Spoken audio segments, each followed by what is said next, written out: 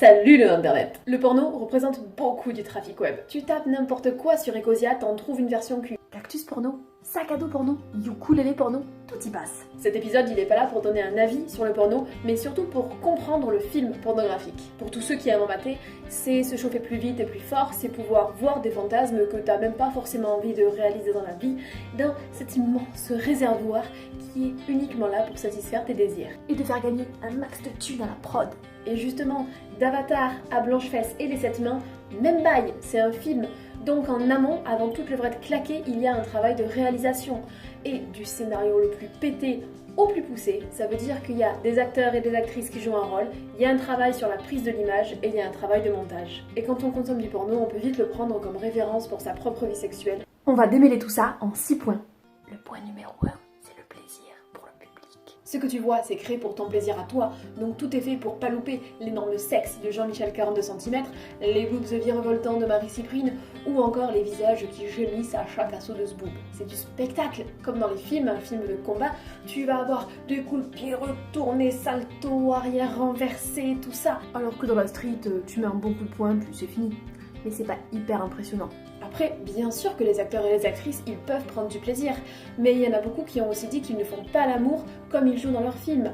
Donc, ce que tu vois, c'est pas forcément ce qui va faire kiffer ton ou ta partenaire. Donc, deuxième point, la performance et la confiance en soi.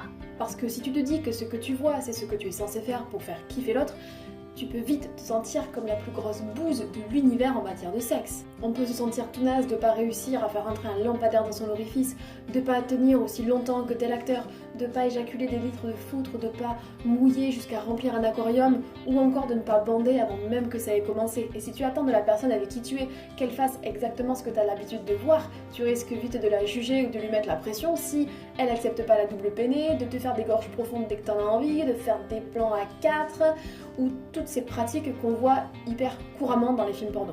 Parce qu'on aime tous des trucs différents et c'est normal, et c'est pour ça que c'est hyper important de demander, de vérifier, de voir si ce que vous faites, ça vous plaît entre vous.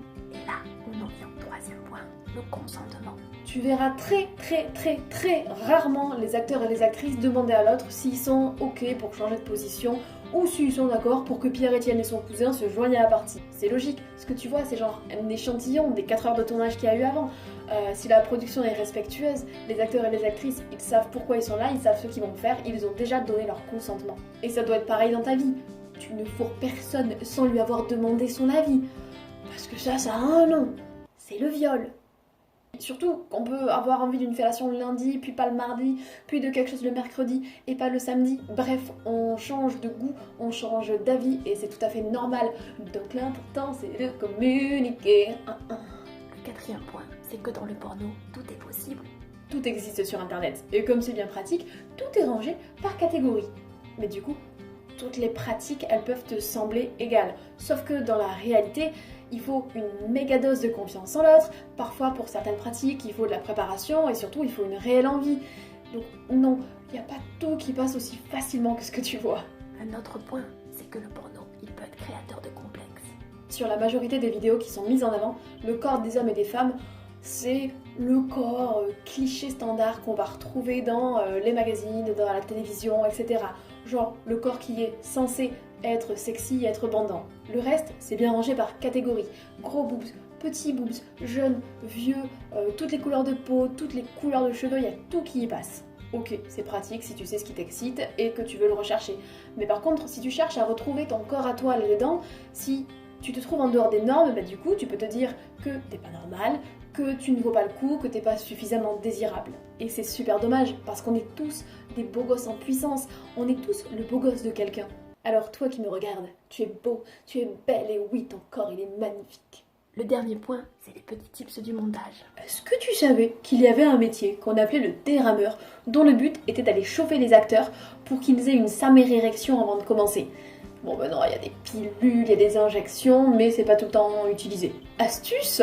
Est-ce que tu savais que souvent les acteurs ils jouissent au début de la scène? Comme ça t'as une bonne quantité de foutre Et après, ils peuvent continuer tranquillement à faire leurs affaires et la scène de l'éjaculation, elle sera mise à la fin au montage. Astuce! Est-ce que tu savais que les éjaculations, elles pouvaient être rallongées en les filmant de plusieurs angles de vue? Tu filmes de là, tu filmes de là, tu mets un peu de scène vue par là, un peu de scène vue par là, un peu de scène vue par là, et bim bam boum, ça te fait une éjaculation qui dure beaucoup plus longtemps que dans la réalité. Astuce! Voilà, on a fait un petit tour de tout ce que j'avais envie de te dire sur le porno, et nous allons conclure en citant un expert du milieu, le fils de Marc Dorcel, qui nous dit: sans éducation sexuelle, sans grille de lecture, les plus jeunes prennent nos fictions pour la réalité de la sexualité qu'ils devraient vivre. Ce n'est pas la bonne chose, ils doivent pouvoir garder à l'esprit qu'il s'agit d'une sexualité fantasmée. Je vous laisse méditer à ces sages paroles, kiffez comme vous voulez, mais n'oubliez pas que pour prendre son pied, pas besoin d'être souple, il suffit de communiquer.